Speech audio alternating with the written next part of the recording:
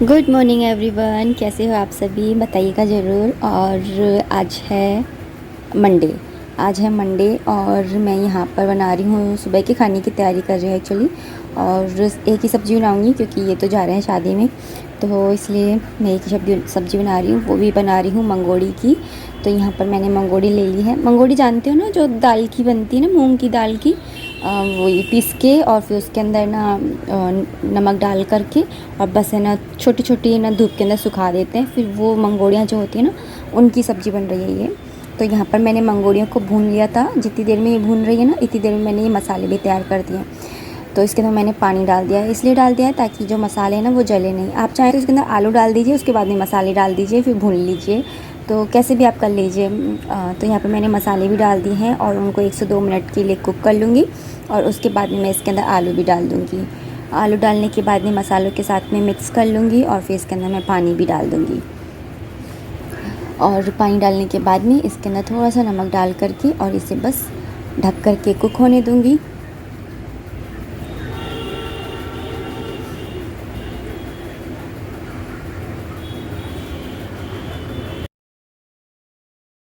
तो देखिए यहाँ पर मेरी जो आलू मंगोड़ी की सब्ज़ी मैंने बनाई थी वो तैयार हो गई है। और क्योंकि मेरे पास है ना टमाटर नहीं थे, तो मैंने इसके अंदर खटाई डाली है। तो अगर आपके पास टमाटर हो तो आप टमाटर डालिएगा, वरना आप खटाई भी डाल सकते हैं। खटाई मतलब अमचूर का पाउडर होता है ना, वो डाल देती हूँ मैं। तो अगर मेरे पास नहीं होते ना टमाटर, तो खट्टी थोड़ा करते हैं ना सब्ज़ी को, तो अच्छी लगती है, टेस्ट अच्छा लगता है। तो है ना, इसलिए मैंने इसके अंदर खटाई डाल दी है, अमचूर पाउडर डाल दिया है। तो सब्ज़ी तो मेरी बन गई है। और जब जितनी देर में सब्ज़ी बनती है ना, उतनी देर में मैं ना बर्तन वगैरह साफ़ कर लेती हूँ, आटा लगा लेती हूँ, स्लैब वगैरह साफ़ करना है या और भी कोई छोटे मोटे काम होते हैं वो कर लेती हूँ। फिर उसके बाद में ना मैं ये रोटियाँ सेक रही हूँ। और जितनी देर में रोटियाँ सेकेंगी ना, इतनी देर में भगवान जी के लिए जो सब्ज़ी है वो ठंडी हो जाएगी, क्योंकि गर्म सब्ज़ी का भोग नहीं लगाते हैं। और यहाँ पर मेरी रोटियाँ जो हैं वो मैं सेक रही हूँ। तो स्टार्टिंग की जो 2 रोटी होती हैं वो मैं गाय की सेकती हूँ। तो वो मैंने सुबह ही सेक दी थी जब मैंने पराठे बनाए थे इनके नाश्ते के लिए, उस टाइम पर। और अब मैं रोटियां सेक रही हूँ। तो जो स्टार्टिंग की अब जो 2 रोटियां हैं वो ठंडी हो जाएंगी जब तक मैं सारी रोटियां सेकूँगी। तो यहाँ पर ये देखिए जल्दी जल्दी से सारी रोटियां फूली फूली सी बन रही हैं। तो आप लोग मुझसे कह रहे थे कि रोटियां फूलती हैं तो अच्छी लगती है देखने में, तो उसकी क्लिप डाल दिया करो। तो मैंने इसलिए ना इसके अंदर यहाँ पर ना ये क्लिप डाल दी है छोटी सी, कि देखिए सारी रोटियाँ जो हैं वो लगातार जल्दी जल्दी से सिक रही हैं। और जो लास्ट की रोटी होती है ना, तब वो सिकती है, तो उस समय गैस को धीरे करके मैं इधर से स्लैब वगैरह साफ़ कर लेती हूँ। क्योंकि जैसे ना बेडरूम में से निकलो तो उस समय बेड को साफ़ करके, मतलब बिस्तरों को उठा करके रख दो तो पूरा रूम एकदम क्लीन लगता है ना। उसी तरह से अगर यहाँ से ना सिर्फ हाथ से ना रफली ही ये चून वगैरह उठा लो तो किचन जो है वो साफ़ लगती है, फैली फैली सी नहीं लगती है। तो यहाँ पर मैंने ना जो रोटियाँ हैं भगवान जी के लिए वो ले ली है और मैं सब्ज़ी ले रही हूँ। और बस इसके बाद में मैं जाऊंगी भोग लगाने के लिए। तो चलिए चलते हैं भोग लगाने के लिए।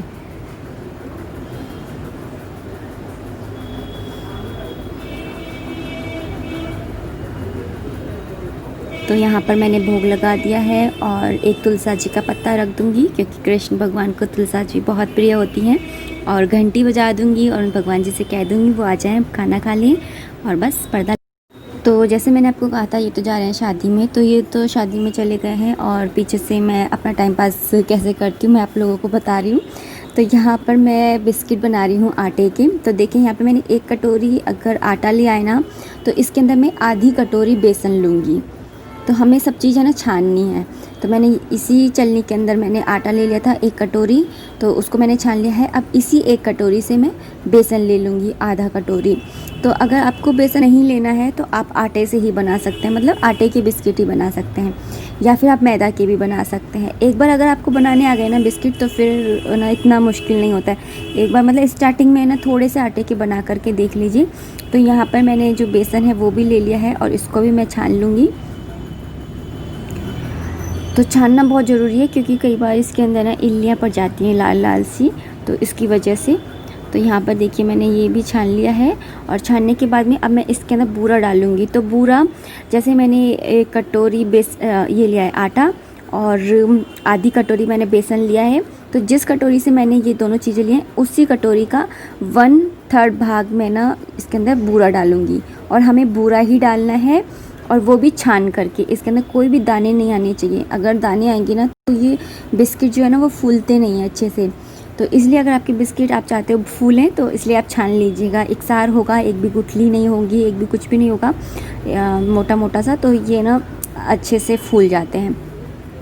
तो यहाँ पर मैंने इसके अंदर डाल दिया है ये 1/3 भाग जो कटोरी है उसका बूरा डाल दिया है मैंने यहाँ पर, और बस इसको भी मैं छान लूँगी। तो थोड़ी सी गुठलियाँ बनी हुई हैं तो मैं चम्मच से इसको थोड़ा सा ना मैश कर रही हूँ ताकि ये भी अच्छे से छन जाए। तो देखिए यहाँ पर मैंने इसको छान लिया है। और अब टाइम होता है अब घी डालने का। तो इसके अंदर 1 कटोरी घी जाएगा, जितना मैंने आटा डाला था और उतना ही मैं इसके अंदर घी डालूँगी। तो जिस कटोरी से मैंने इन सबको नापा था उसी ही कटोरी से मैं इसको नापूँगी घी को, और 1 कटोरी के आसपास मैं डाल दूँगी। और घी का तो यह है कि अगर आप कटोरी से भी नहीं डाल रहे हो ना, अगर ऐसे भी डाल रहे हो तब भी कोई बात नहीं है। बस जो ये जो हम 3 चीज़ ली हैं इसका आटा गूँथ जाए, इतना हमें घी लेना होता है। तो यहाँ पर देखिए मैं जो है इसको गूँथना स्टार्ट करूँगी। तो पहले मैं जो सामान मैंने निकाल लिया था, मतलब सामान लेते हैं, आटा है, बेसन है, ये सब लिया, तो उसको सारा सामान जो है वो उठा कर रख रही थी, क्योंकि नहीं तो किचन जो होती है ना फैली फैली सी हो जाती है इसलिए। और स्टार्टिंग में पता है जब हम कोई भी नई चीज़ बनाते हैं तो थोड़ा डर सा लगता है, लेकिन फिर बाद में जब एक बार बना लेते हैं ना तो उसके बाद फिर हमारा डर निकल जाता है। और ये बिस्किट बनाना इतनी इजी है, और घर के तो फिर जो चीज़ बनती है ना उसका तो कोई मुकाबला है ही नहीं, क्योंकि उसके अंदर कितनी प्योरिटी होती है, शुद्धता होती है। पता नहीं बाहर के बिस्किट्स कैसे होते हैं कैसे नहीं होते। वैसे मैं खुद भी है ना बाहर के बिस्किट ही खाती हूँ, पार्ले जी के या फिर CNC वाले होते हैं ना वो, ये 2 तरह के बिस्किट मुझे काफ़ी अच्छे लगते हैं। और वो 20-20 वाले आते हैं ना वो वाले भी। तो ये 3 तरह के बिस्किट तो मुझे काफ़ी अच्छे लगते हैं, बाकी तो मैं नहीं खाती हूँ ज़्यादा नॉर्मली। तो यहाँ पर देखिए मैंने घी डाल दिया है, और इस घी की हेल्प से ही हमें ना इसको गूँथना है। और घी हमें पता है कैसा लेना है, ना तो हमें बिल्कुल मेल्ट लेना है और ना ही हमें एकदम सख्त यानी पत्थर जैसा लेना है। जो एकदम वैसा होता है ना थोड़ा सा, अभी आपने देखा होगा मैंने कैसा डाला था, वैसा वाला घी लेना है, तभी आपके जो बिस्किट हैं वो फूलेंगे और ये आटा जो है वो गूँथेगा।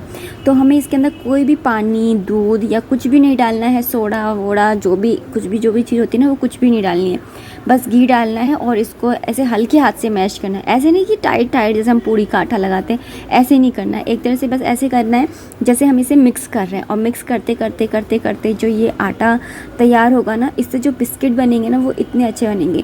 मतलब पहली बार में तो देखो लगता है डर कि ना कहीं ख़राब नहीं हो जाए, लेकिन उसके बाद में अगर एक बार बना लो ना फिर उसके बाद में डर नहीं लगता है। तो यहाँ पर देखिए जो ये आटा है उसको मैं गूँथ लूँगी, और इसके अंदर मुझे थोड़ा ना घी कम लग रहा है तो मैं इसके अंदर घी डालूँगी। देखिए मैंने कटोरी से नाप के नहीं डाला था, वो इसलिए क्योंकि कटोरी पे निकालूंगी फिर कटोरी में चिपक जाएगा, उससे क्या मतलब है। और इसमें बिल्कुल भी कुछ भी डरने की बात नहीं है कि आटा कम रह गया कि बेसन कम रह गया, कोई बात नहीं है। अगर आटा ज़्यादा रह जाए या बेसन ज़्यादा रह जाए कोई बात नहीं है, आप है ना बस ये 3 चीज़ लीजिए। अंदाजे से भी बना रहे हैं तब भी, क्योंकि मैं जो काम करती हूँ वो हमेशा है ना अंदाजे से करती हूँ, मतलब ऐसे नाप के नहीं करती हूँ। जैसे मैंने पहले बर्फ़ी बताई थी तो फिर है ना बहुत सारे लोग हैं जो मेजरमेंट पूछ रहे थे, तो मैं ऐसे नाप के नहीं करती हूँ। मैंने बेसन ले लिया था हिसाब से और उसी हिसाब से फिर मैंने उसके अंदर बूरा डाल दिया था, बस इसी तरह से मैं बनाती हूँ। और घी भी कम ज़्यादा हो जाता है तो ऐसा तो कोई हुआ है नहीं है कि हम दोबारा नहीं डाल सकते हैं, तो स्टार्टिंग में कम ही डालिए क्योंकि वेस्टेज भी करने से क्या मतलब है, और फिर उसके बाद में और डाल दीजिए। तो देखिए यहाँ पर है ना ये आटा जो है वो गूँथ गया है, मैंने कोई भी दूध या पानी का यूज़ नहीं किया है। और ये देखिए कितने अच्छी तरह से ये जो आटा है वो गूँथ के तैयार हो गया है।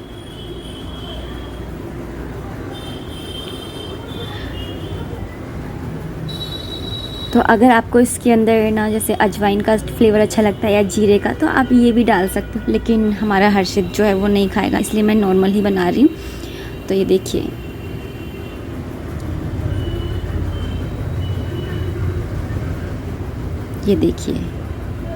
इस तरह से आटा पूरा जो है वो तैयार हो जाएगा। अब हम इसके बिस्किट्स बनाना तैयार करेंगे।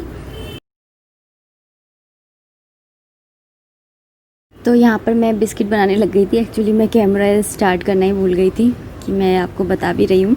तो यहाँ पर देखिए सबसे पहले लोई ले लेनी है और इस तरह से शेप दे देनी है। आप कोई सी भी शेप दे सकते हैं, गोल बनाना चाहते हैं तो गोल बना लीजिए, या कोई भी डिज़ाइन देना चाहते हैं तो स्माइली वाला डिज़ाइन देना चाहते हैं तो वो दे दीजिए। तो देखिए इस तरह से नॉर्मली बस ये लिया, लोई ली थोड़ी सी, इस तरह से बनाया। इस तरह से जल्दी बन जाते हैं। गोल के अंदर ये होता है कि, और ना आप एक जैसी लोई लीजिएगा। अगर आप एक जैसी लोई नहीं लोगे ना तो फिर जब हम सेकते हैं ना, क्योंकि इसमें सारा काम टेम्परेचर का होता है, अगर ये थोड़े से भी मोटे हैं, कोई पतला है, कोई छोटा है या कुछ है, तो फिर वो सबका टेम्परेचर अलग होगा। अगर कुछ पतले होंगे तो वो जल्दी बन जाएंगे और वो जल जाएंगे, अगर छोटे होंगे तो वो और मोटे होंगे तो फिर वो नहीं सीख पाएंगे। इसलिए सारे एक जैसे बने, इसके लिए बहुत ज़रूरी है कि आप जो लोई बना रहे हैं ना वो एक जैसी तोड़ लें पहले स्टार्टिंग में, कि एक जैसे बने, जिसकी वजह से ये देखिए हर्षित भी ने भी है ना इस बनाए हैं एक दो, और बड़ी मेहनत, मतलब मेहनत तो खैर क्या, उसको मज़े आ रहे थे, शौक़ चढ़ रहा था। बच्चों को शौक़ चढ़ता है ना बड़ा, ऐसे उनकी फेवरेट चीज़ या उनके मन की कोई चीज़ बनाओ तो यहाँ पर मैंने एक प्लेट ली थी, उसके ऊपर मैंने फॉइल पेपर लगाया है। फॉइल पेपर जो हम टिफ़िन के अंदर लगाते हैं ना बच्चों को खाना देते समय, ये वो वाला एल्यूमिनियम का फॉइल पेपर है और ये आग के अंदर नहीं जलता है। तो टिफ़िन के अंदर लगाती थी तो काफ़ी लोग बोलते थे कि ना ये ना हार्मफुल है और पिघल जाता है, लेकिन नहीं, ये ऐसा पिघलता नहीं है, ये वैसा नहीं है, ये कागज़ नहीं है। अगर आपके पास ये नहीं है तो आप बटर पेपर भी लगा सकते हैं। अब मैं बताती हूँ कि आपको इसे कुक कैसे करना है। तो देखिए जैसे आपके पास से ना कोई कढ़ाई है तो उस कढ़ाई को रख लीजिए, उसके ऊपर एक कटोरी रख लीजिए और उसके ऊपर एक प्लेट ढक दीजिए। इस तरह से आप बना सकते हो। कटोरी के ऊपर आपको वो बिस्किट वाली प्लेट है वो रख देनी है, मतलब डायरेक्ट आपको आँच पे नहीं रखना है, नहीं तो बिस्किट जो है वो जल जाएंगे। थोड़ा मतलब आपको ऊँचाई पर रखना है। देखिए मेरी प्लेट तो थोड़ी बड़ी है, तो मैं अगर कटोरी नहीं भी रखूँगी ना तब भी मेरा चल जाएगा, लेकिन मैं ये वाली इसके अंदर नहीं बनाऊंगी क्योंकि वरना जो कढ़ाई है ना वो ख़राब हो जाएगी, क्योंकि नॉन स्टिक कढ़ाई है। और दूसरा तरीका है कि आप तवा रखिए गैस के ऊपर बिल्कुल धीमी आंच पर, और उसके ऊपर एक कटोरी रखिए। डायरेक्ट आपको प्लेट है ना तवे पर नहीं रखनी है, तब भी आपके जल जाएंगे। इसलिए पहले आप है ना कटोरी रखिए, फिर उसके ऊपर एक प्लेट रखिए। तो मैंने इस तरह से बनाए थे, क्योंकि है ना वैसे मेरा नॉन स्टिक का वो कढ़ाई है ना वो ख़राब हो जाएगी इसलिए। तो ये देखिए, और आप ये बिल्कुल भी मत सोचिए कि कैसे बनेंगे, जल जाएंगे तो क्या होगा, ये वो कुछ भी मत सोचिए। 10 मिनट तक तो आप देखिए ही मत, क्योंकि है ना 10 मिनट तक इनको कुछ नहीं होने वाला है। उसके बाद में हम रोटियां बनाते ही हैं, पलट पलट कर देखते ही हैं, और इसके अंदर इतना घी है कि ना ईज़िली ये सरक जाते हैं और ना पलट जाते हैं। ये देखिए, पीछे से भी देखिए, आगे से देखिए, कितने अच्छे ये सिक चुके हैं। इनके ऊपर बिल्कुल रेड रेड जो आया है वो इतना अच्छा लग रहा है देखने में ही।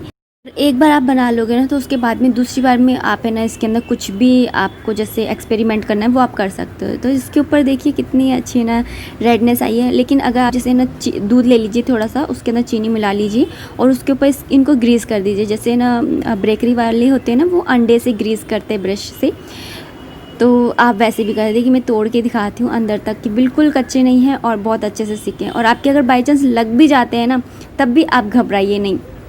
मैं एक्चुअली हर्षित को खिलाकर दिखा रही हूँ, वो बड़ा वेट कर रहा है इतनी देर से कि ना कब बनेंगे, कब मैं खाऊंगा।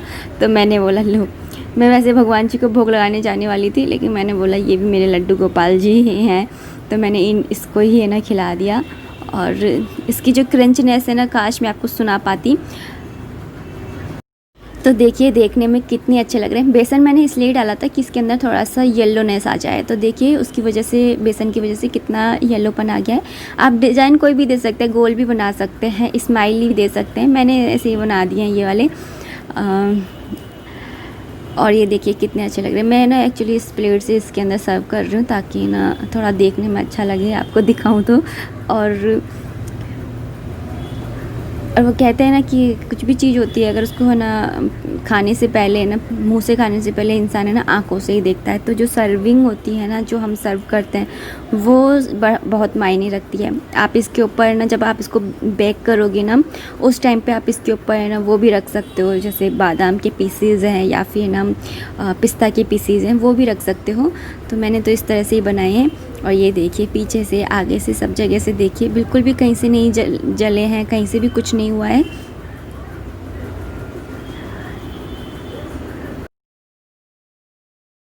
ऐसे चले जाते हैं ना कहीं, तो मैं इस तरह से ही काम करके टाइम पास करती हूँ। देखिए ये वाला बिस्किट है, मैं आपको दिखाना चाहती हूँ। देखिए पीछे से थोड़ा सा जल गया है ना, तो खाने में इसका टेस्ट अच्छा नहीं लगेगा। तो आप बताइए क्या कर सकते हो, ये बिस्किट लीजिए और जिससे हम अदरक कसते हैं या फिर मूली वगैरह कसने की जो कसनी होती है ना, उसको ले लीजिए और उसके ऊपर इस तरह से आप है ना थोड़ा सा हल्के हाथों से, बिल्कुल, क्योंकि अभी ये गर्म है, थोड़े ठंडे हो जाएंगे तब तो कोई बात नहीं, आप टाइट हाथों से भी कर लो। तो इस तरह से आप घिस लीजिए, तो आपका जो पीछे का जो ब्लैकनेस है ना वो झड़ जाएगा और बिल्कुल नॉर्मल हो जाएंगे। ये देखिए यहाँ से जला जला सा निकल गया ना, ये बहुत अच्छी ट्रिक है कि इस तरह से आप निकाल सकते हो अगर बाई चांस जल जाते हैं तो, क्योंकि हमारे पास ओवन तो है नहीं है, हम तो भैया तवे वाले इंसान हैं, तो बिना ओवन वाले ही हैं, तो इस तरह से हमें ये सारी टेक्निक आनी ही चाहिए। मेरे बिस्किट तो बन करके तैयार हो गए हैं और आपको देखने में अच्छे लगे होंगे और बना करके देखिएगा, मस्ट ट्राई रेसिपी है, बहुत अच्छे लगते हैं खाने में भी, बिल्कुल देसी घी का ना टेस्ट आएगा और बेसन आटा मतलब बहुत अच्छे लगते हैं और क्रंची भी होते हैं। और खुद के हाथों की कोई चीज़ बना के खाओ और खिलाओ तो उसका तो अलग ही मज़ा होता है, उसका तो कोई मतलब मुकाबला ही नहीं है। तो मेरे हस्बैंड जब चले जाते हैं तो मैं इस तरह के ही तिकड़म करती रहती हूँ जिससे मेरा टाइम पास हो जाए, क्योंकि ना चाहे वो शॉप में होते हैं लेकिन मुझे ऐसा लगता है कि हाँ वो है, लेकिन ना जब वो कहीं चले जाते हैं ना, जबकि वो आ जाएंगे कल तक, लेकिन एक ऐसा लगता है कि वो नहीं है, तो मतलब एक थोड़ा अधूरापन अकेलापन लगता है। तो इस तरह से मैं ना अपना जो टाइम है वो स्पेंड करती हूँ। तो अब इस वीडियो को एंड भी करने का टाइम हो चला है। और हाँ, आप लोग मुझसे कह रहे थे कि मैं मेरा जो भोलेनाथ के साथ में एक्सपीरियंस है वो मैं आप लोगों के साथ में बताऊं।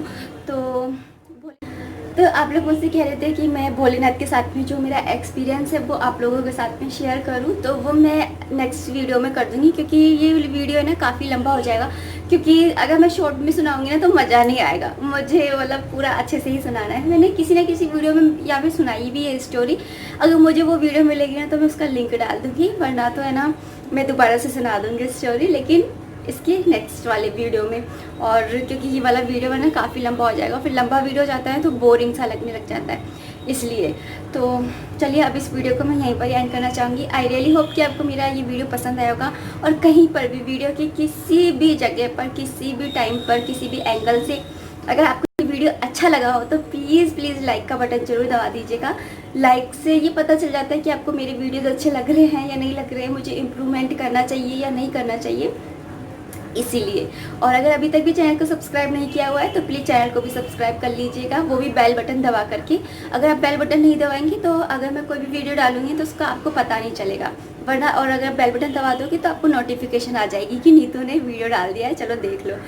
तो इसलिए आप है ना बेल बटन जरूर दबाइएगा। और चलिए अब मिलती हूँ नेक्स्ट वीडियो में, टिल देन बाय बाय, जय माता दी, सब अपना ध्यान रखिएगा।